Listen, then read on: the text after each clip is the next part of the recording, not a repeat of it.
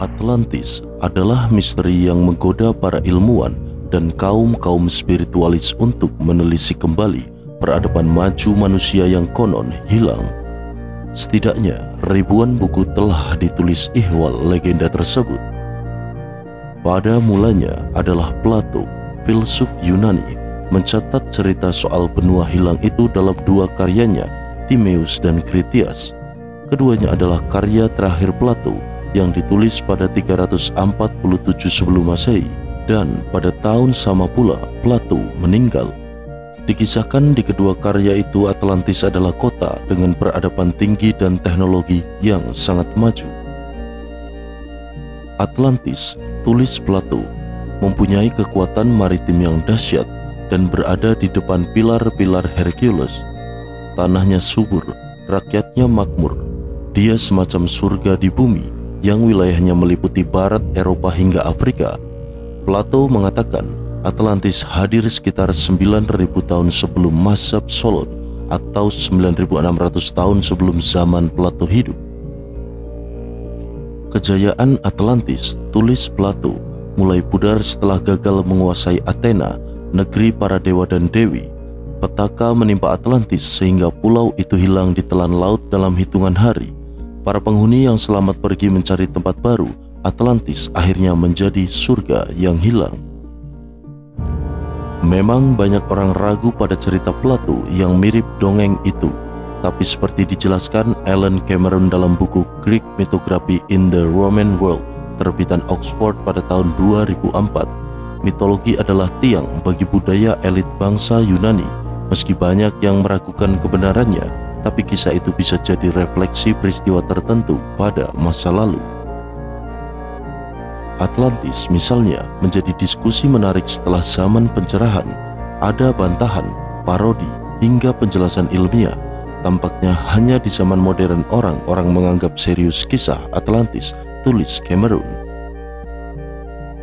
Ada yang menyebut cerita itu diilhami kisah masa lalu seperti letusan Gunung Tera atau Perang Troya, atau simak juga klaim bahwa Plato terilhami sejumlah peristiwa kontemporer pada masanya seperti runtuhnya dinasti Helike pada 373 sebelum Masehi atau gagalnya invasi militer Athena atas pulau Sisilia pada perang tahun 415 hingga 413 sebelum Masehi.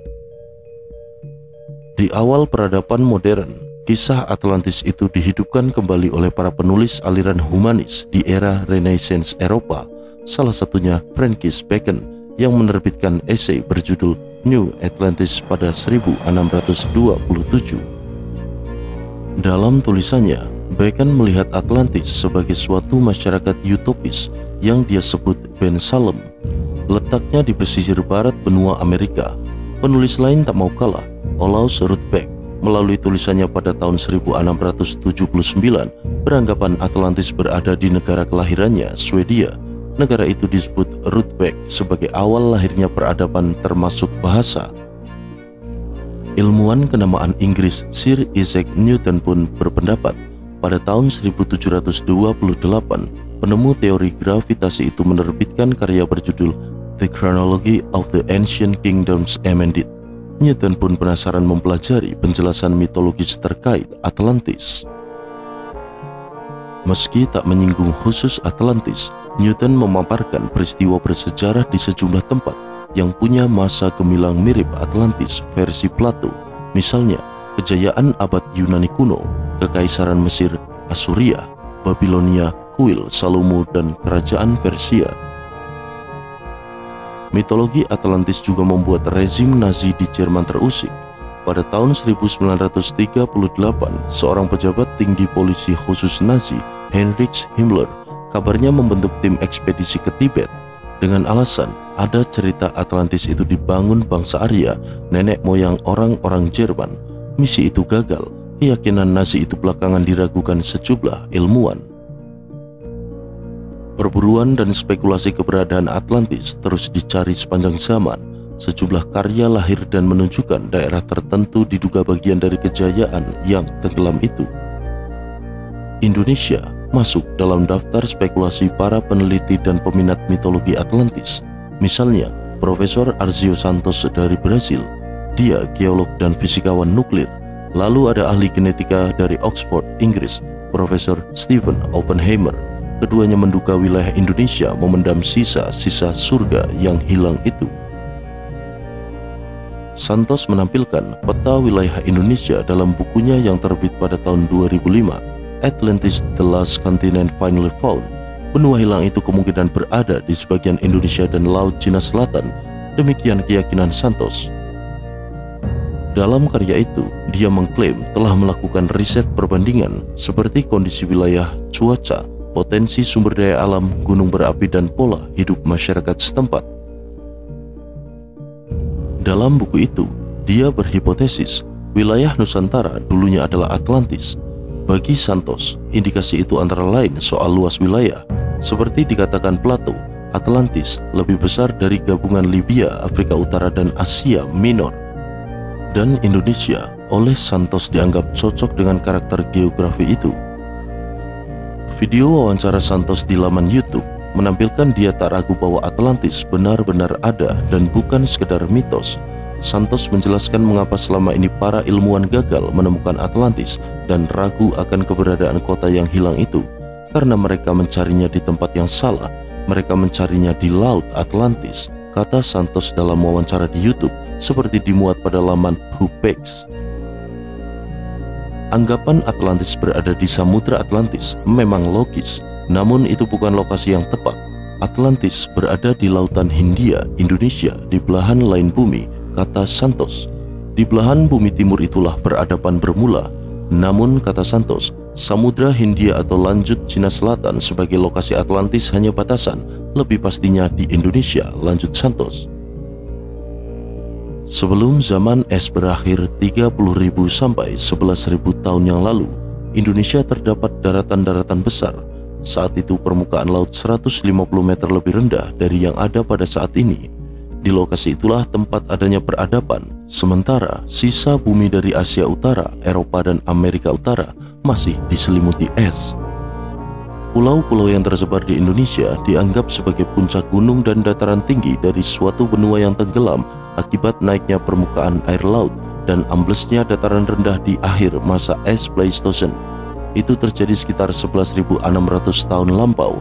Itu adalah rentang waktu sama dengan dipaparkan Plato dalam dialog ciptaannya saat menyinggung Atlantis, tulis Santos pada bagian pendahuluan di bukunya. Berbeda dengan keyakinan para peneliti sebelum atau pada generasi Santos, dia pun optimis bahwa Indonesia yang disebut sebagai bekas peninggalan Atlantis menjadi cikal bakal lahirnya sejumlah peradaban kuno. Para penghuni wilayah yang selamat dari naiknya permukaan air laut dan letusan gunung berapi akhirnya berpencar mencari tempat-tempat mereka pindah ke wilayah-wilayah yang kini disebut India, Asia Tenggara, Cina, Polinesia, Amerika, dan Timur dekat. Penjelasan serupa juga dikemukakan penulis asal Inggris Stephen Oppenheimer dalam buku Eden in the East, The Drowned Continent of Southeast Asia pada tahun terbitan 1998. Dia menulis suatu benua yang tenggelam akibat banjir bandang dan naiknya permukaan air laut sekitar 7.000 hingga 14.000 tahun yang lampau. Wilayah yang tenggelam itu berada di wilayah yang kini disebut sebagai Asia Tenggara. Stephen Oppenheimer menyebut benua tenggelam itu sebagai Sundaland. Para penghuni yang selamat saat itu lalu menyebar ke berbagai tempat hingga ke Eropa, membawa budaya dan pola hidup mereka. Itu sebabnya Oppenheimer berasumsi asal-usul ras Eurasia di Eropa bisa ditelusuri di Asia. Oppenheimer pun yakin bahwa para penghuni Sundaland saat itu punya peradaban maju dari wilayah-wilayah lain. Mereka sudah mengembangkan pola menyambung hidup, dari sekedar berburu binatang menjadi bertani, berkebun, mencari ikan, bahkan perdagangan melintas laut. Semua itu sudah dilakukan sebelum 5.000 tahun yang lampau. Demikian penggalan asumsi dari Oppenheimer. Sejarah selama ini mencatat induk peradaban manusia modern berasal dari Mesir, Mediterania, dan Mesopotamia. Akan tetapi menurut dia, nenek moyang dari induk peradaban manusia modern berasal dari tanah Melayu yang sering disebut Sundaland atau Indonesia. Apa buktinya? Peradaban agrikultur Indonesia lebih dulu ada dari peradaban agrikultur lain di dunia, kata Oppenheimer dalam diskusi bedah bukunya di Jakarta pada Oktober 2010 yang lalu. Tentu pendapat ahli genetika dan struktur DNA manusia dari Universitas Oxford itu memberi paradigma berbeda dari yang ada selama ini, bahwa peradaban paling awal berasal dari barat.